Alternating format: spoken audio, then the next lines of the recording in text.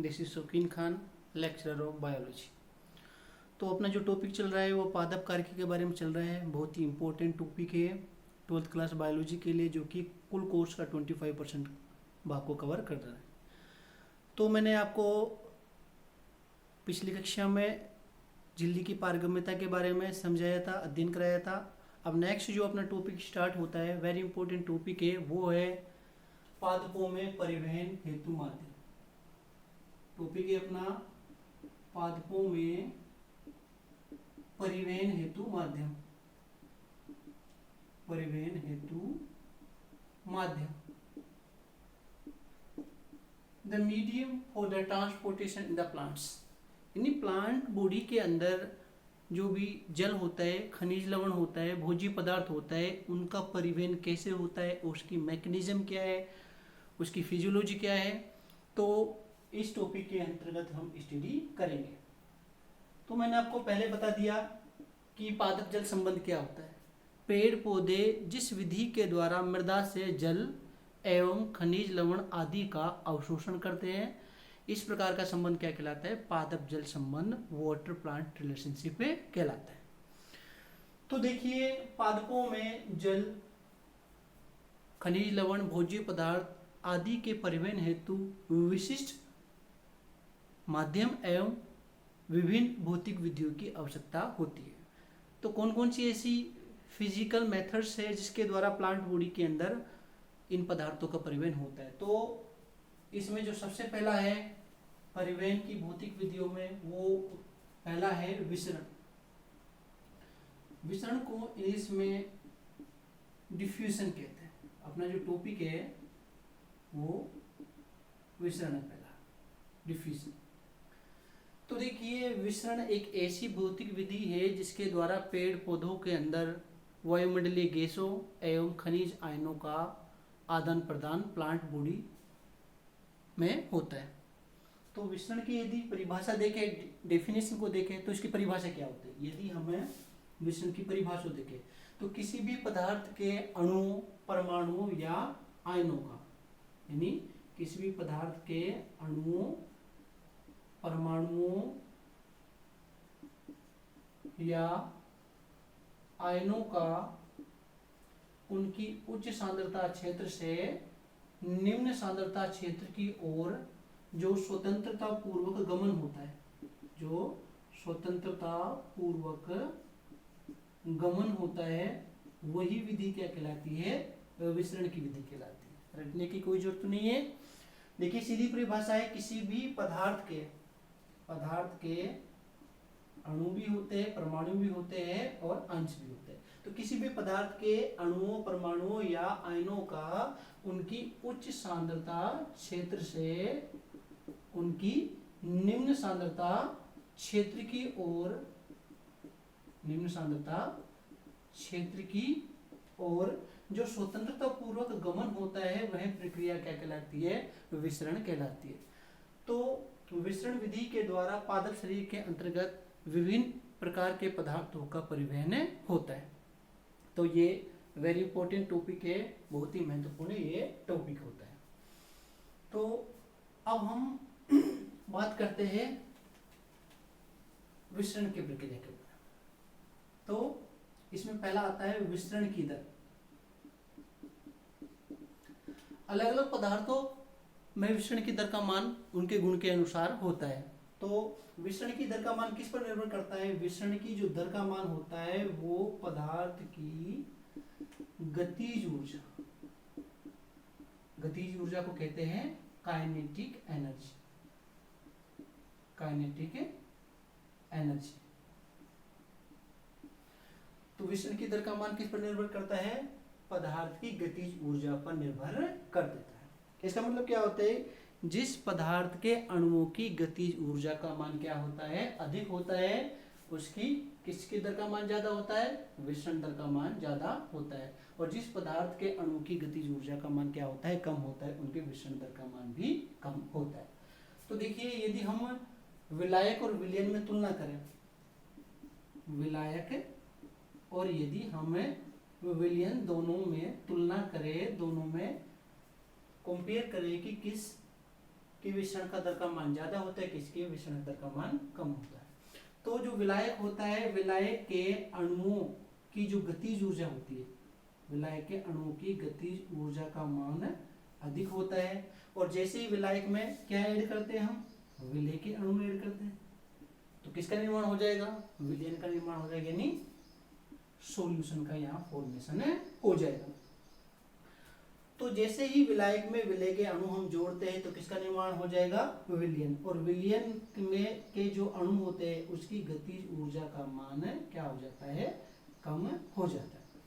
तो विलायक की गतिज ऊर्जा का मान ज्यादा होता है और विलयन की गतिज ऊर्जा का मान कम होता है, इसीलिए विसरण की दर का मान किसका ज्यादा होगा, विलायक का ज्यादा होगा, विलयन का कम होगा। अब ये देखा जाए तो एक सिंपल एग्जांपल के द्वारा मैं आपको इसको समझा देता हूँ। यदि आप एक कमरे के अंदर, जैसे आपने ये आपका एक रूम है, इसके एक कोने पर आपने परफ्यूम की शीशी को खुला छोड़ दिया, तो इसकी जो स्मेल होती है वो पूरे कमरे में धीरे धीरे धीरे धीरे फैल जाएगी। ऐसे इसकी जो सेंट होती है परफ्यूम की, इत्र की, वो पूरे कमरे में फैल जाएगी। तो जहाँ विसरणशील पदार्थ रखा हुआ है वहाँ विसरण की दर का मान ज्यादा होता है, जैसे जैसे दूरी बढ़ जाती है विसरण की दर का मान कम होता जाता है। तो हम एक प्रयोग के द्वारा, एक एक्सपेरिमेंट के द्वारा विसरण की क्रिया को समझेंगे कि विसरण की प्रक्रिया कैसे संपन्न होती है, इसे हम एक प्रयोग के द्वारा समझेंगे। यदि एक प्रयोग में हम एक्सपेरिमेंट लेते हैं तो देखिए, विसरण की क्रिया को समझाने के लिए सबसे पहले हम एक बीकर लेते हैं। ये हमने बीकर लिया। अब इस बीकर को हमने जल से आधा भर लिया, बीकर को जल से आधा भर लिया। ये अपने पास क्या हो गया, बीकर हो गया। और बीकर को हम शुद्ध जल या विलायक से आधा भर देते हैं। शुद्ध जल ले लेंगे या विलायक ले लेंगे, शुद्ध जल या विलायक।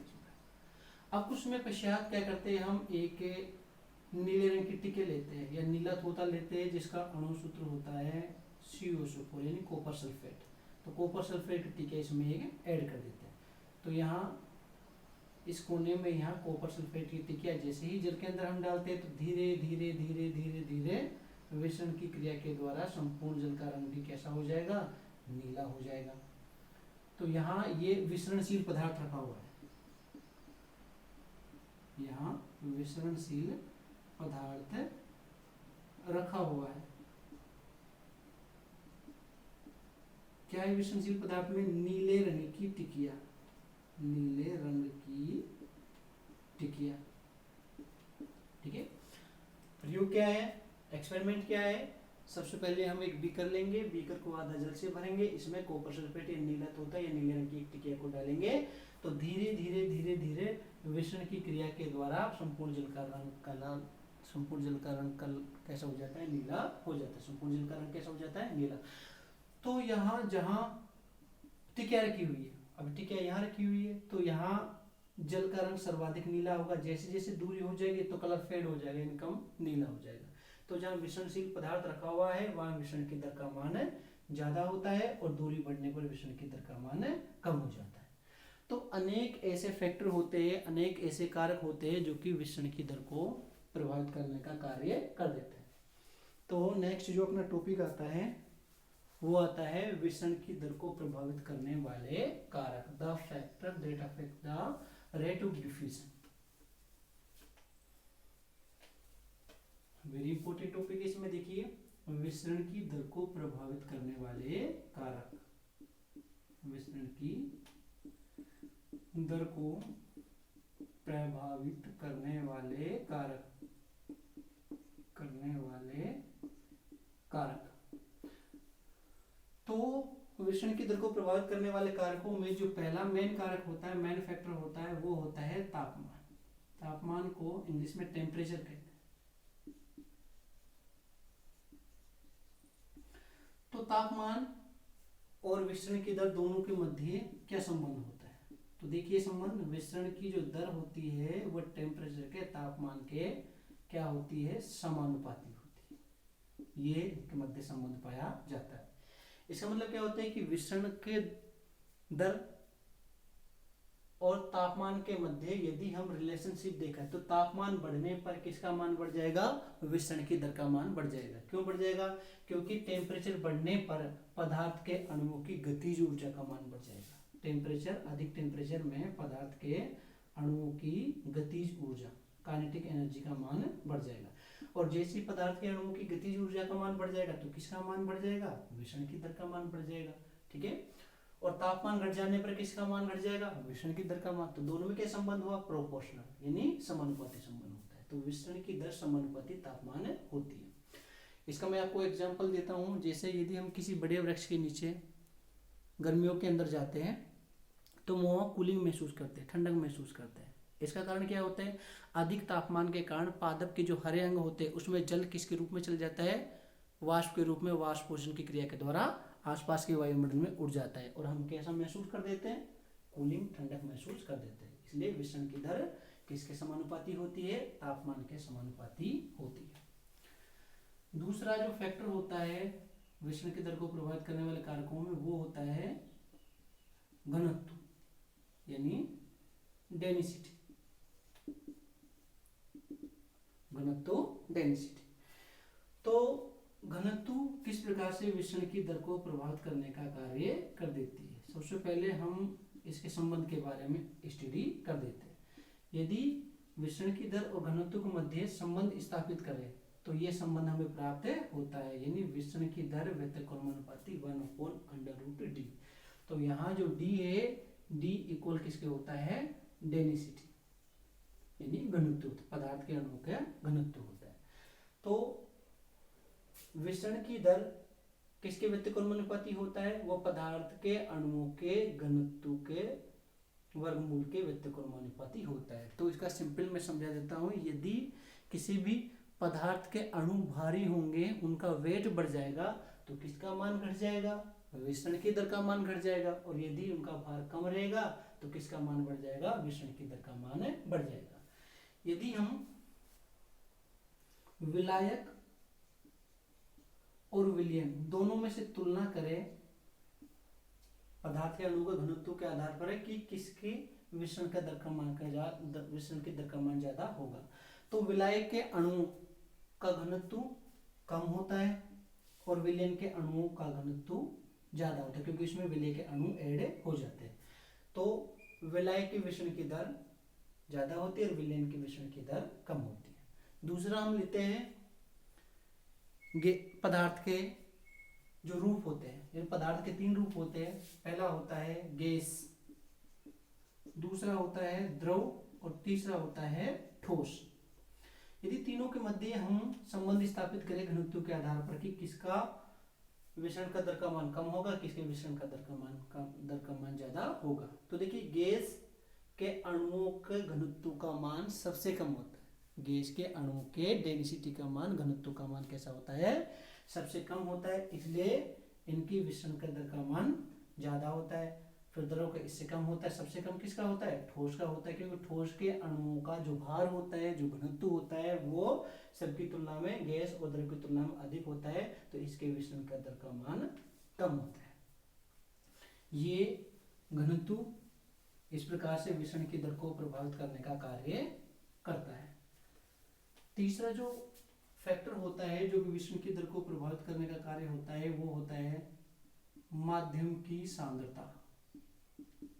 माध्यम की सांद्रता, कॉन्सेंट्रेशन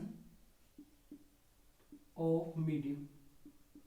माध्यम की सांद्रता, कॉन्सेंट्रेशन ऑफ मीडियम, यानी कि माध्यम की जो सांद्रता होती है वो विसरण की दर को कैसे प्रभावित कर देती है। तो इससे पहले मैंने आपको एक्सपेरिमेंट के द्वारा विसरण की प्रक्रिया को प्रयोग के द्वारा समझाया। जैसे मान लीजिए ये हमने बीकर ले लिया और बीकर में हमने यहाँ चीनी का घोल ले लिया। ठीक है, किसका घोल ले लिया हमने, शर्करा का घोल, शर्करा का सांद्र घोल ले लिया या चीनी का घोल ले लिया। अब इसमें यदि हमें नीले रंग की टिकिया को डालते हैं, कॉपर सल्फेट या मिलित होते हैं, ये नीले रंग की टिकिया को डालते हैं, तो जो शर्करा के घोल का माध्यम होता है वो धीरे धीरे नीला होगा, लेकिन तेजी से नीला नहीं होगा। और इसी टिकिया को यदि हम शुद्ध जल के अंदर डालते हैं तो वो तेजी से नीली हो जाती है। इसका मतलब ये हुआ कि विलायक के विषण का दर का मान ज्यादा होता है और विलयन के विषण का दर का मान कम होता है। यदि माध्यम की सांद्रता और विषण की दर दोनों में हम संबंध स्थापित करें, विषण की दर व्युत्क्रमानुपाती होती है 1 माध्यम की सांद्रता, माध्यम की सांद्रता। इसका मतलब क्या होता है कि माध्यम की सांद्रता कॉन्सेंट्रेशन बढ़ने पर किसका मान घट जाएगा, विषण की दर का मान घट जाएगा। ठीक है, जैसे मान लीजिए शर्करा का घोल है, या माध्यम की सांद्रता बढ़ गई, यानी कैसा विलयन बन गया, अति पराशरी विलयन, अति पराशरी विलयन ये बन गया, यानी हाइपरटोनिक सॉल्यूशन बन गया। अब यदि इसमें हम नीले रंग की टिकिया डालते हैं तो ये बहुत ही धीमी गति से विषण करेगा, ये इस पदार्थ के अणु होते हैं वो धीमी गति से करेंगे तो विषण की दर का मान घट जाएगा। ठीक है, अब यदि माध्यम की सांद्रता बढ़ जाती है, यानी कि इसी टिकिया को यदि आप किस में डालते हो, शुद्ध जल में, शुद्ध जल या विलायक में, यदि इस नीले रंग की टिकिया को आप ऐड करते हो, जोड़ते हो, तो शर्करा के घोल की तुलना में जल में तेजी से विषण की क्रिया संपन्न होगी, और ये बीकर में भरा हुआ जल होता है वो तेजी से कैसा हो जाएगा, ब्लू कलर का हो जाएगा, नीला हो जाएगा। ठीक है, तो माध्यम की सांद्रता में तुलना करें तो विलायक के जो विषण के दर का मान ज्यादा होता है और विलयन की विषण का दर का मान कम होता है। वो किस पर निर्भर होता है, क्योंकि विलयन में विलय के अणु बढ़ जाने पर, यानी माध्यम की सांद्रता बढ़ जाने पर किसकी दर का मान घट जाएगा, विषण की दर का मान घट जाएगा। इसी प्रकार से जो तीसरा टॉपिक आता है वो होता है दूरी, डिस्टेंस। तो जो दूरी होती है, तो जो दूरी होती है वो भी व्युत्क्रमानुपाती होती है किसकी, विषण की दर के बराबर। देखिए जहां हमने विषणशील पदार्थ रखा हुआ है वहां जो जल होता है, जो शर्करा का घोल होता है वो बहुत अधिक नीला हो जाता है, लेकिन जैसे जैसे दूरी बढ़ जाती है तो ये कलर फेड हो जाता है। ठीक है, तो दूरी बढ़ने पर किसका मान घट जाएगा, विषण की दर का मान घट जाएगा, और नजदीक आने पर विषण की दर का मान बढ़ जाएगा। इसकी एक सिंपल एग्जांपल समझाता हूँ मैं आपको। यदि आप किसी मृत जानवर के पास से गुजरते हो तो वो दुर्गंध तेजी से आता है, जैसे जैसे आप उससे दूरी बढ़ाते जाते हो दुर्गंध कम होती जाती है। तो विषण की दर किसके व्यतिक्रमानुपाती होता है, दूरी के व्यतिक्रमानुपाती होता है। अब जो पांचवा जो महत्वपूर्ण फैक्टर है जो कि डिफ्यूजन की रेट को प्रभावित करने का कार्य करता है वो होता है वायुमंडलीय दाब। वायुमंडलीय दाब इन एटमॉस्फेरिक प्रेशर होता है, वो किस प्रकार से विषण की दर को प्रभावित करने का कार्य कर देता है। तो वायुमंडलीय दाब और विषण की दर दोनों के मध्य यदि हम संबंध स्थापित करें तो ये संबंध हमें प्राप्त होता है, यानी कि वायुमंडलीय दाब बढ़ने पर किसका मान बढ़ जाएगा, विषण की दर का मान बढ़ जाएगा। वायुमंडलीय दाब बढ़ने पर किसका मान बढ़ जाएगा, विषण की दर का मान बढ़ जाएगा, और प्रेशर कम हो जाने पर किसका मान घट जाएगा, विषण की दर का मान घट जाएगा। इसलिए वायुमंडल जो गैस होती है वो अपनी उच्च वायुमंडलीय क्षेत्र से निम्न वायुमंडलीय क्षेत्र से विषण विधि के द्वारा गमन करने का कार्य कर देती है। ठीक है, इसी प्रकार एक एग्जाम्पल और देता हूँ। जैसे एक गुब्बारे के अंदर हवा भरी हुई है, तो उसको यदि हम खोलते तो हवा होती है वो गुब्बारे के अंदर से तेजी से अंदर से बाहर निकल जाती है, किस विधि के द्वारा, विषण विधि के द्वारा। क्योंकि गुब्बारे के अंदर जो हवा का एटमॉस्फेरिक प्रेशर है, वायुमंडलीय दाब है, वो कम है, और जबकि गुब्बारे से बाहर एटमॉस्फेरिक प्रेशर कम होता है। तो दाब प्रवणता, दाब में अंतर आ गया, अंदर वायुमंडलीय दाब ज्यादा है और बाहर वायुमंडलीय दाब कम है। तो जो गैस होती है वो उच्च वायुमंडलीय दाब क्षेत्र से निम्न वायुमंडलीय दाब क्षेत्र की ओर विषण विधि के द्वारा गमन कर देती है। तो ये इसके समानुपाती होती है। तो अब इसमें एक टॉपिक अपना आता है प्रवाह दाब। प्रवाह दाब को इंग्लिश में कहते हैं flow pressure, flow pressure, short में इसको एफपी कहते हैं, प्रवाह दाब। यानी कि प्रवाह दाब किसे कहते हैं? विकसित होते हुए अणुओं के द्वारा जो दाब लगता है वायुमंडल के विरुद्ध, वो दाब क्या कहलाता है? प्रवाह दाब कहलाता है। तो जैसे एक एग्जांपल है, ये हमने एक बैलून ले लिया, गुब्बारा ले लिया, इसके अंदर एयर भरी हुई है, हवा भरी हुई है। अब इस गुब्बारे को यदि हम खोलते हैं तो तेजी से जो एयर हवा है वो बाहर निकलेगी, और वैसे ही बाहर निकलेगी तो बाहर जो वायुमंडलीय दाब है उसके विरुद्ध एक प्रेशर उत्पन्न कर लेती है। तो ये प्रेशर क्या कहलाता है? प्रवाह दाब कहलाता है, फ्लो प्रेशर है कहलाता है। तो जिस पदार्थ के अणुओं की गतिज ऊर्जा का मान ज्यादा होता है, उसकी एफपी यानी प्रवाह दाब का मान भी अधिक होता है। यानी कि गैसों की जो विसरण दर का मान ज्यादा होता है क्योंकि उसके अणु की गतिज ऊर्जा का मान भी अधिक होता है। अब हम नेक्स्ट जो बात करते हैं विसरण से संबंधित टॉपिक के बारे में, वो होता है विसरण का महत्व। नेक्स्ट टॉपिक होता है विसरण का महत्व। विसरण का महत्व यानी इंपॉर्टेंस ऑफ डिफ्यूजन। तो पादप शरीर में विसरण की जो क्रिया संपन्न होती है उसका क्या इंपॉर्टेंस होता है? बहुत अधिक इसका महत्व होता है, जिसके द्वारा पेड़ पौधे अपनी जैविक क्रियाओं को संपन्न करने का कार्य कर देते हैं। यानी पादप शरीर में उपापचय क्रियाओं को संपन्न करने में किसका महत्वपूर्ण योगदान होता है? विसरण का होता है। यदि हम पहला इंपॉर्टेंस देखें तो इधर देखिए, वायुमंडल से विभिन्न प्रकार की गैसों का जो आदान प्रदान होता है वो किसके द्वारा होता है? विसरण विधि के द्वारा होता है। जैसे आप जानते हैं कि पेड़ पौधे प्रकाश संश्लेषण की क्रिया के द्वारा यानी फोटोसिंथेसिस की क्रिया के द्वारा कौन सी गैस अंदर लेते हैं? रंध्रों के द्वारा CO2 गैस लेते हैं, और शोषण की क्रिया के द्वारा कौन सी गैस वायुमंडल में छोड़ते हैं? O2 गैस छोड़ते हैं। तो इन गैसों का जो आदान प्रदान होता है वो किस विधि के द्वारा होता है? विसरण विधि के द्वारा होता है, डिफ्यूजन प्रेशर के द्वारा होता है। सेकंड देखिए, पादप शरीर में विभिन्न प्रकार के हार्मोन्स पाए जाते हैं जिनको फाइटो हार्मोन्स भी कहा जाता है। ये फाइटो हार्मोन्स पादप हार्मोन या वृद्धि हार्मोन तथा विभिन्न प्रकार के जो सुगंधित वाष्पशील पदार्थ होते हैं उनका जो गमन पादप शरीर में होता है, एक स्थान से दूसरे स्थान पर होता है, वो किस विधि के द्वारा होता है? विसरण विधि के द्वारा होता है। तीसरा होता है, कुछ हद तक जल, खनिज लवण एवं भोज्य पदार्थों का परिवहन भी किसके द्वारा होता है? विसरण विधि के द्वारा होता है। चौथा होता है, पेड़ पौधों के अंदर जो वाष्पोत्सर्जन की क्रिया यानी ट्रांसपायरेशन की जो क्रिया संपन्न होती है वो भी विसरण विधि के द्वारा संपन्न होती है। यानी कि पेड़ पौधों से जल का वाष्प के रूप में उड़ना क्या कहलाता है? वाष्पोत्सर्जन। तो वाष्पोत्सर्जन किस पर निर्भर करता है? विसरण की क्रिया पर निर्भर कर देता है, जिसके कारण पादप शरीर का तापमान टेम्परेचर होता है वो निश्चित बना रहता है। तो बहुत ही इंपॉर्टेंट टॉपिक है अपना विसरण या डिफ्यूजन वाला। अब इससे भी अधिक बहुत ही इंपॉर्टेंट टॉपिक जो अक्सर अपने 12th क्लास के एग्जामों में आता रहता है, परिभाषा भी आती है और प्रयोग है वो भी आता रहता है। तो वेरी इंपॉर्टेंट टॉपिक है वो है पराशर।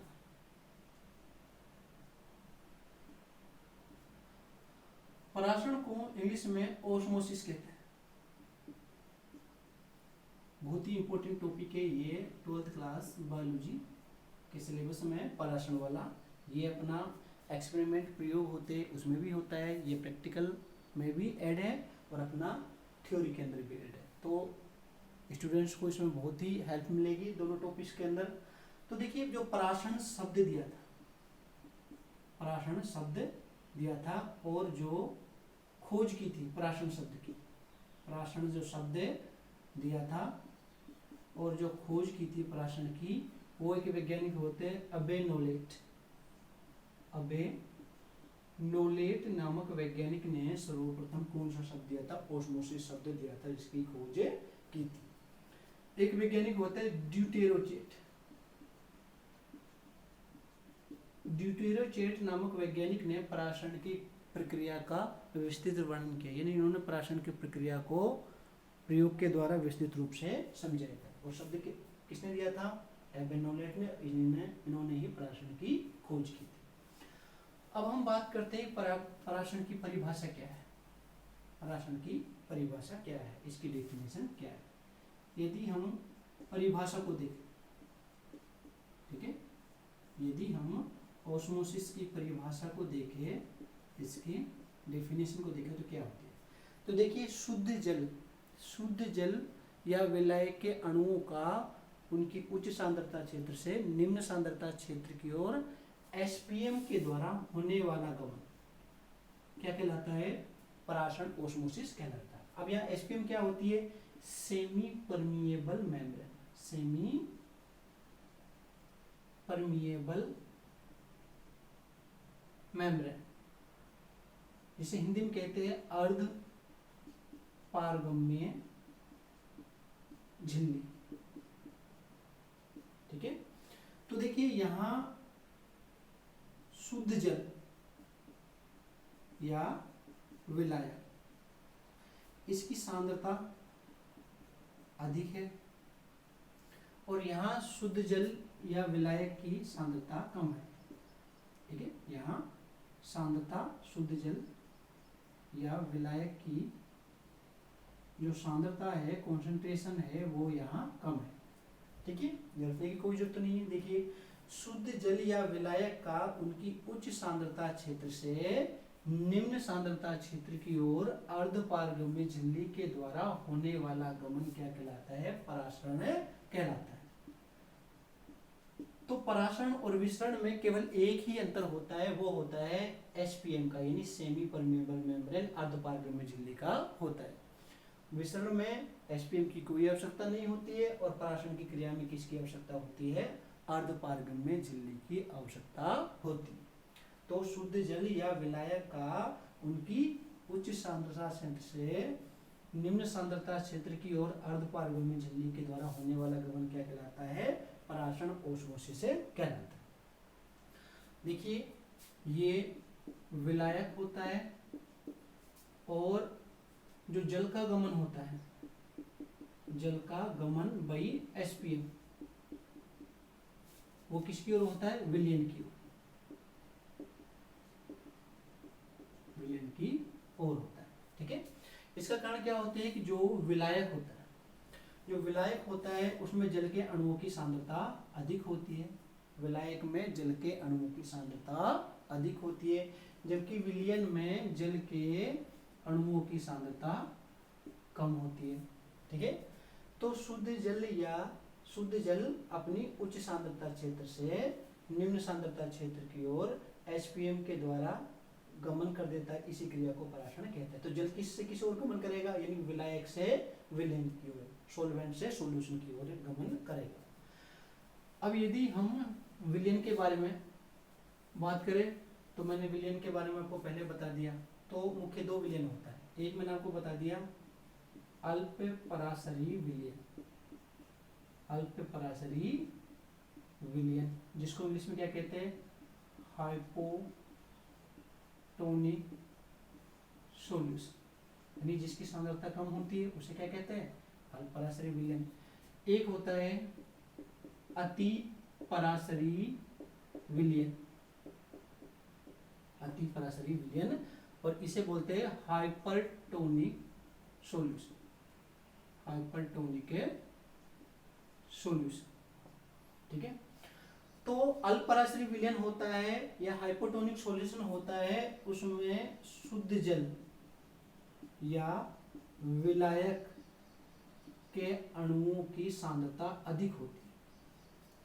अल्प पराशरी विलयन में शुद्ध जल या विलायक के अणुओं की सांद्रता अधिक होती है, जबकि अति पराशरी विलयन में शुद्ध जल या विलायक के अणुओं की सांद्रता कम होती है। तो परासरण की क्रिया के द्वारा, यानी बाई एसपीएम के द्वारा जो जल का गमन होगा, जल का ट्रांसपोर्टेशन होगा, वो अल्प पराशरी विलयन से अति पराशरी विलयन की ओर होगा, ठीक है। क्वेश्चन है ये लॉजिकल के एग्जाम में भी आता है, इस तरह का क्वेश्चन है, न्यूमेरिकल टाइप क्वेश्चन बनके कि जल का गमन किससे किसी ओर होगा, यानी कि hypotonic solution to hypertonic solution और hypertonic solution to hypertonic solution. तो अपना क्या आंसर आएगा कि जल का गमन हमेशा अल्प पराशरी विलयन से किस ओर होगा, अति पराशरी विलयन की ओर, क्योंकि अल्प पराशरी विलयन में शुद्ध जल या विलायक के अणुओं की सांद्रता ज्यादा होती है, जबकि अति पराशरी विलयन में शुद्ध जल या विलायक के अणु की सांद्रता कम होती है। तो परिभाषा क्या है, शुद्ध जल या विलाय के अणुओं का उसकी उच्च सांद्रता क्षेत्र से एसपीएम के द्वारा निम्न सांद्रता क्षेत्र की ओर होने वाला गमन क्या कहलाता है? परासरण कहलाता है। ठीक है, तो विलायक से विलयन की ओर और अतिपराश्रय विलयन से अल्पराश्रय विलयन से अतिपराश्रय विलयन की ओर एसपीएम के द्वारा जल का गमन होता है। किस विधि के द्वारा होता है? ऑस्मोसिस के द्वारा होता है। तो पराशरण की क्रिया के द्वारा भी पादप शरीर में विभिन्न प्रकार की उपापचय क्रियाएं संपन्न होती है। विभिन्न प्रकार की जैविक क्रियाओं के लिए जल का, खनिज लवण का, भोज्य पदार्थों का परिवहन इसी विधि के द्वारा होता है। अब हम नेक्स्ट टॉपिक में पराशरण की प्रक्रिया को हम प्रयोग द्वारा समझाएंगे। यदि हम एक एक्सपेरिमेंट करते हैं, एक प्रयोग करते हैं, तो हम एक एक्सपेरिमेंट के द्वारा क्या समझाएंगे? पराशरण की क्रिया का प्रदर्शन करेंगे कि पराशरण की क्रिया का प्रदर्शन कैसे किया जाए। तो पराशरण की प्रक्रिया का प्रदर्शन करने के लिए विभिन्न प्रकार के उपकरणों की आवश्यकता होती है, विभिन्न प्रकार के एक्सपेरिमेंटों की आवश्यकता होती है। जैसे पोटैटो ओस्मोमीटर में गुहिका बनाकर पराशरण की क्रिया का प्रदर्शन किया जाता है।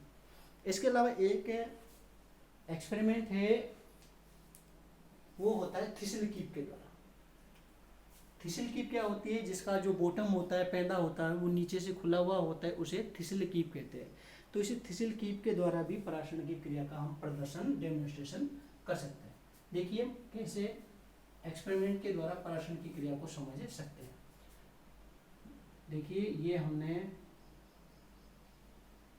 थिसिल कीप ले लिया। थिसिल कीप का जो बॉटम होता है, पेंडा होता है, आधारी भाग होता है, वो खुला हुआ होता है। इसके पश्चात इस पर शीर्ष भाग पर ये जो नली होती है, उस पर पैमाना होता है, स्केल होता है, यानी अंशांकित नली होती है। ये अंशांकित नली, ये अंशांकित नली ट्यूब होती है, ग्रेटिट्यूड ट्यूब होती है। ठीक है, अब क्या करते हैं इस थिसिल कीप में, अब ये जो कीप कहलाएगी इसे बोलते हैं थिसिल कीप। ये जो कीप कहलाएगी इसे थिसिल कीप कहते हैं। तो इस थिसिल कीप के आधारी भाग में पहले हम या तो सेलोफेन झिल्ली बांध लेते हैं। कौन सी झिल्ली बांधेंगे? या तो सेलोफेन झिल्ली से बांध लेंगे या फिर बकरी के मूत्राशय से इसको बांध लेंगे, बकरी के मूत्राशय से। तो जो सेलोफेन झिल्ली होता है, बकरे का मूत्राशय होता है, वो किसके रूप में कार्य करता है? एसपीएम के रूप में कार्य करता है, यानी अर्धपारगम झिल्ली के रूप में कार्य कर देता है। अब इस थिसिल कीप को शर्करा या चीनी से भरे को घोल को एक निश्चित बिंदु तक यहाँ हम भर लेते हैं। मान लीजिए एक बिंदु है जहाँ इसमें शर्करा का घोल भरा हुआ होता है। अब इस शर्करा से भरे हुए घोल को एक बीकर में इस तरह से इसको सेट कर देते हैं। थिसिल कीप को इसमें सेट कर दिया, ये यहाँ एसपीएम लगा हुआ है, अर्धपारगम झिल्ली से इसको बांध दिया, और बीकर को हम आधा जल से इस तरह से भर लेते हैं। इसके पश्चात इस थिसिल कीप को एक स्टैंड की सहायता से, ये स्टैंड है, उसकी सहायता से हम इसको स्थिर कर दे, इसको यहाँ सेट कर दिया। ठीक है, सिंपल है, ज़्यादा जटिल नहीं है। एक थिसिल कीप लेंगे जिसका आधारी भाग पेंदा होता है, खुला हुआ होता है, उस पेंदे को हम किससे बांध देंगे? सेलोफेन झिल्ली से बांध लेंगे या बकरे के मूत्राशय से इसको बांध लेंगे। उसके पश्चात इस थिसिल कीप में क्या? शर्करा का घोल भर देंगे। शर्करा का घोल या चीनी का घोल है वो भर देंगे। तो शर्करा का घोल किस प्रकार का विलयन होता है? हाइपरटोनिक सॉल्यूशन में अति पराशरी विलयन के रूप में यह कार्य कर देता है। और अब इसको बीकर में रख देते हैं, और बीकर को आधा किससे भर दिया? जल से भर दिया। इसमें हमने क्या भर दिया? इसको जल से इसको भर दिया। तो जल किस प्रकार का विलयन होता है? अल्प पराशरी विलयन। अल्प पराशरी विलयन के रूप में जो जल होता है वो कार्य करता है, हाइपरटोनिक सॉल्यूशन के रूप में कार्य कर देता है। ये हमने इसको स्टैंड से पूरे एक्सपेरिमेंट को ऐसे सेट कर दिया था।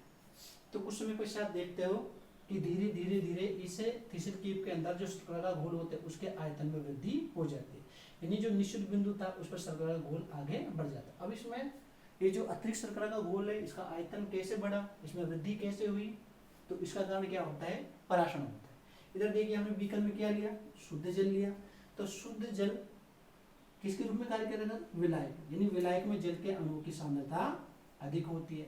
जबकि जो थिसिल कीप के अंदर शर्करा का घोल लिया वो किस विलयन के रूप में कार्य कर रहा है, अति पराशरी विलयन, और अति पराशरी विलयन में जल के या विलायक के अणु की सांद्रता कम होती है। ठीक है, तो अब क्या होता है, कुछ समय पश्चात जब इस प्रयोग को ऐसे रखते हैं तो शुद्ध जल या विलायक अपनी उच्च सांद्रता क्षेत्र से निम्न सांद्रता क्षेत्र की ओर इस अर्धपारगम्य झिल्ली के द्वारा गमन करने लग जाते हैं, जिसके फलस्वरूप धीरे धीरे थिसिल कीप के अंदर जो शर्करा का घोल होता है उसके आयतन में वृद्धि हो जाती है। और यह प्रक्रिया कब तक चलती रहती है, इनकी पराषण की प्रक्रिया जब तक चलती रहती है जब तक कि इस माध्यम की और इस माध्यम की, यानी जब दोनों माध्यम की सांद्रता जब तक बराबर न हो जाए तब तक ये क्रिया संपन्न होती रहती है। ठीक है, अब जैसे ही शर्करा के घोल के आयतन में वृद्धि होती है तो इस घोल में एक दाब उत्पन्न होता है, यानी कि जल के गमन होते हुए अणुओं के विरुद्ध इस शर्करा के घोल में एक दाब उत्पन्न होता है। तो ये जो दाब कहलाता है वो कहलाता है द्रव स्थितिक दाब। कौन सा दाब कहलाएगा, द्रव स्थितिक दाब यानी हाइड्रोस्टेटिक प्रेशर कहलाएगा, HDP। ठीक है, तो द्रव स्थितिक दाब क्या होता है, शर्करा के घोल के आयतन को नियंत्रित करने का कार्य कर देता है। यदि ये दाब नहीं होगा तो शर्करा का घोल का आयतन लगातार बढ़ता रहता है, और इसी दाब के कारण जो पादप शरीर की कोशिका होती है वो हमेशा स्फीत अवस्था में, टर्जिट स्टेज में यानी फूली हुई अवस्था में होती है। यदि ये दाब नहीं होता तो पादप कोशिका फट जाती है। ठीक है, तो द्रव स्थितिक दाब होता है वो क्या होता है कि इस शर्करा के घोल के आयतन को नियंत्रित करने का कार्य कर देता है। तो यहाँ क्या हो गया, पराषण की प्रक्रिया का क्या हो गया, प्रदर्शन हो गया, पराषण की प्रक्रिया का प्रदर्शन हो गया। समझ में आया ना, ज्यादा जटिल कुछ भी नहीं है। अब इसी प्रयोग को हम एक आलू में कैविटी बनाकर हम इजीली हम कर सकते हैं। आलू लिया, उसको आधा काटा, उसमें एक गुहा बनाई, कैविटी बनाई, उसमें शर्करा का घोल हमने भर लिया और उसमें एक ऑयल पेन लगाकर निश्चित बिंदु तक उसको हम पॉइंट को नोट कर लेते। अब उसको हम गुहिका को हम किसी पात्र में, जल से भरे पात्र में आधा रख देते। कुछ समय पश्चात कहते शर्करा का घोल का आयतन पराषण की क्रिया के द्वारा बढ़ जाता है। तो पोटैटो ओस्मोमीटर और थिसिल कीप दोनों के द्वारा पराषण की प्रक्रिया का हम प्रदर्शन, डेमोन्स्ट्रेशन इजीली कर सकते हैं। तो इस एक्सपेरिमेंट के द्वारा हम पराषण की क्रिया को इजी वे में समझ सकते हैं। नेक्स्ट जो टॉपिक आता है पराषण से संबंधित वो आता है टाइप्स ऑफ ऑस्मोसिस, यानी पराषण के प्रकार। पराषण के प्रकार, टाइप्स ऑफ ऑस्मोसिस। तो पराषण मुख्यतः दो प्रकार का होता है। पहला होता है अंधे पराषण, पहला होता है अंधे पराषण। अंधे पराषण को इंग्लिश में कहते हैं एंडो ऑस्मोसिस। और दूसरा होता है बही पराषण, यानी एक्सोसमोसिस। तो पादप शरीर और जीवों के अंदर जो पराषण का प्रकार होता है, यदि हम इसके टाइप्स को देखें, यदि इसके हम प्रकार को देखें तो कितने प्रकार का होता है। तो पेड़ पौधों के अंदर जो पराषण होता है वो कितने प्रकार का होता है, दो प्रकार का होता है। पहला होता है अंत्य पराषण, एंडोस्मोसिस होता है, और दूसरा कौन सा होता है, बही पराषण होता है। ठीक है, पहले हम बात करते हैं अंत्य पराषण की बात करते हैं, एंडोस्मोसिस की बात करते हैं। यानी अंत्य पराषण किसे कहते हैं, शुद्ध जल या विलायक के अणुओं का उसकी उच्च सांद्रता क्षेत्र से निम्न सांद्रता क्षेत्र की ओर पादप कोशिका के अंदर प्रवेश करना। किसके द्वारा, एसपीएम के द्वारा। क्या कहलाता है, अंत्य पराषण कहलाता है। यानी कि विलायक का उनकी उच्च सांद्रता क्षेत्र से निम्न सांद्रता क्षेत्र की ओर कोशिका के अंदर एसपीएम के द्वारा प्रवेश क्या कहलाता है, अंत्य पराषण कहलाता है। तो देखिए इसको हम एक सिंपल एक्सपेरिमेंट के द्वारा समझ सकते हैं। हमने एक बीकर लिया, बीकर को हमने जल से आधा भर लिया, और इस आधे भरे जल से बीकर के अंदर हमने कुछ रेजिन्स होते हैं, किशमिश होते हैं, मुनक्के होते हैं, वो इसमें डाल दिए थे। क्या डाल दिए थे, इसमें किशमिश डाल दिए थे। ठीक है, इसमें हमने रेजिन्स डाल दिए, रेजिन्स या किशमिश इसमें हम डाल देते हैं। और इस बीकर को हमने किससे भरा, इस बीकर को हमने भर दिया शुद्ध जल से भरा, शुद्ध जल से इसको हमने भर दिया। तो शुद्ध जल किसके रूप में कार्य करेगा, अल्प पराशरी विलयन, यानी शुद्ध जल या विलायक होता है वो किसके रूप में कार्य कर देता है, अल्प पराशरी विलयन यानी हाइपोटोनिक सॉल्यूशन के रूप में कार्य कर देता है। जबकि जो किशमिश होती है उसके अंदर जो घोल होता है शर्करा का घोल, कैसा घोल बन गया, ये शर्करा का घोल बन गया। तो शर्करा का घोल किस प्रकार का विलयन होता है, अति पराशरी विलयन, अति पराशरी विलयन होता है। ठीक है, तो आपने बीकर लिया, बीकर में को जल से आधा भरा, उसमें कुछ किशमिश या रेजिन्स डाल दीजिए, कुछ समय पश्चात आप देखोगे किशमिश फूल जाती है। किस क्रिया के द्वारा, अंत्यप्राशन की क्रिया के द्वारा। क्योंकि जो बीकर के अंदर जो विलायक है इसमें जल के अणु की सांद्रता ज्यादा है, जबकि जो किशमिश होती है उसमें जो शर्करा का घोल है उसमें जल के अणु की सांद्रता कम होती है। तो पराशरण की क्रिया के द्वारा जल अपनी उच्च सांद्रता क्षेत्र से निम्न सांद्रता क्षेत्र की ओर इस एसपीएम जो किशमिश की जो झिल्ली होती है वो अर्धपारगम्य झिल्ली के रूप में कार्य कर देती है। तो शुद्ध जल या विलायक का उसकी उच्च सांद्रता क्षेत्र से निम्न सांद्रता क्षेत्र की ओर इस अर्धपारगम्य झिल्ली के द्वारा अंदर की ओर होने वाला गमन क्या कहलाता है, अंत्यपराशरण कहलाता है, एंडोऑस्मोसिस कहलाता है।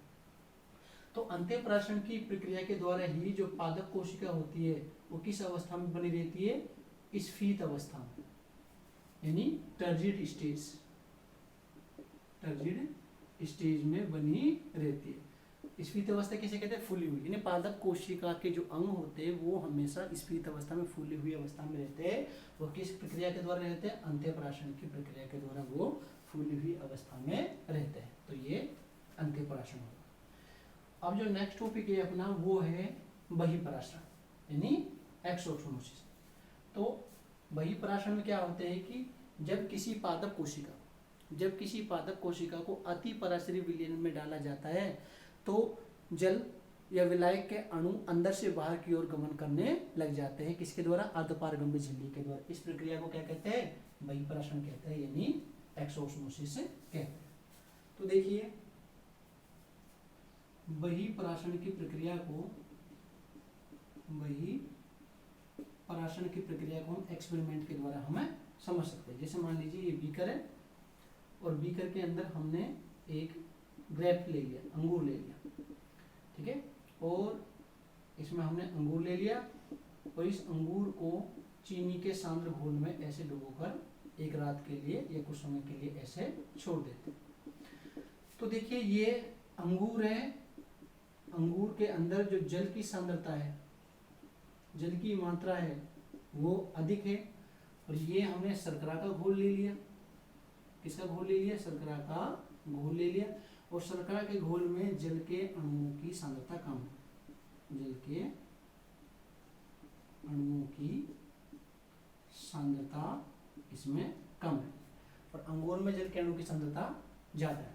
तो जल अपनी उच्च सांद्रता क्षेत्र से इस एसपीएम अर्धपारगम्य झिल्ली के द्वारा निम्न सांद्रता क्षेत्र की ओर गमन कर देता है। तो इसमें अंगूर से जल, अंगूर फट जाएंगे और इससे जल निकल जाएगा शर्करा के घोल में। तो किसी भी पादप कोशिका से शुद्ध जल या विलायक का उसकी उच्च सांद्रता क्षेत्र से निम्न सांद्रता क्षेत्र की ओर बाहर की ओर होने वाला गमन क्या कहलाता है, बहिःपराशरण कहलाता है, यानी एक्सोस्मोसिस कहलाता है। आपने देखा होगा खेतों में यदि आप यूरिया डाल देते हैं तो कुछ समय पश्चात जो फसल होती है वो पीली पड़ जाती है। इसका मतलब क्या होता है कि बाहर अतिपराशरी विलयन हो गया और कोशिका के अंदर अल्पपराशरी विलयन होगा। तो पराशरण की क्रिया के द्वारा जल हमेशा अल्प पराशरी विलयन से अतिपराशरी विलयन की ओर गमन कर देता है, इसलिए फसल हो जाती है वो पीली पड़कर सूख जाती है। किस विधि के द्वारा, बहिःपराशरण की प्रक्रिया के द्वारा, क्योंकि पादप शरीर के अंतर्गत जल की कमी हो जाती है। तो ये पराशरण के प्रकार हो गया। तो पराशरण में जो नेक्स्ट टॉपिक आता है, पराशरण के अंदर जो नेक्स्ट टॉपिक आता है वो आता है पराशरण का महत्व, पराशरण का महत्व, इंपॉर्टेंस ऑफ ऑस्मोसिस। तो देखिए पराशरण का क्या महत्व, तो पराशरण का पादप शरीर में बहुत अधिक महत्व होता है। तो पराशरण की क्रिया के द्वारा पेड़ पौधों के शरीर के अंदर जल भोज्य पदार्थों एवं खनिज लवणों का परिवहन एक कोशिका से दूसरी कोशिका में होता है। ठीक है, one cell to another cell, जो फूड मटेरियल्स होता है, मिनरल्स होते हैं, वाटर होता है, उसका जो ट्रांसपोर्टेशन होता है वो किस पर डिपेंड कर देता है, पराशरण की प्रक्रिया पर निर्भर कर देता है। दूसरा देखिए, पेड़ पौधों में हिमीकरण, हिमीकरण को कहते हैं फ्रीजिंग, एक होता है शुष्कन, शुष्कन को कहते हैं डेसिकेशन, डेसिकेशन, यानी कि पराशरण की प्रक्रिया पेड़ पौधों में हिमीकरण और शुष्कन की प्रक्रिया से बचाने का कार्य कर देती है, यानी कि कोशिका को वो जमने नहीं देती है और गर्मियों, तेज गर्मियों के दौरान वो कोशिका को सूखने नहीं देता। कौन सी प्रक्रिया नहीं सूखने देती है, पराशरण की प्रक्रिया। तो हिमीकरण और शुष्कन यानी फ्रीजिंग और डेसिकेशन से पराशरण की प्रक्रिया पादप कोशिकाओं को बचाए रखने का कार्य करती है, जिसके फलस्वरूप पादप शरीर का टेम्परेचर होता है, तापमान होता है, वो निश्चित बना रहता है। तीसरा होता है रंध्रों का खुलना एवं बंद होना।